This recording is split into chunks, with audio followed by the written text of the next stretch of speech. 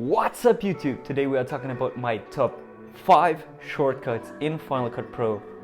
Let's go!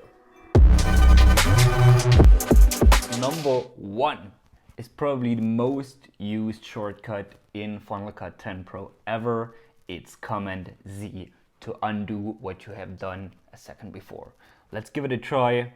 Just cut that, delete it, and now you say, ah shit, I need that clip. Command Z, Command Z, Command Z, everything is undone. Perfect. Number 2, pressing B and holding B brings up the blade tool and you can cut your footage wherever you want. Letting B go and you have the cursor again. If you just press B, the blade tool keeps up, and if you press A again, you're back to the cursor. Number 3, Command R brings up the speed of the selected clips.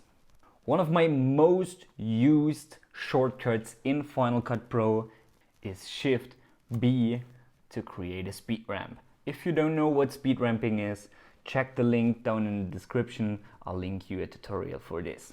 Number 5, if you want to mute or pull down the level of a certain part of a music clip, simply hit R, select the clip where you want to pull down the level, pull it down, and you're ready to go.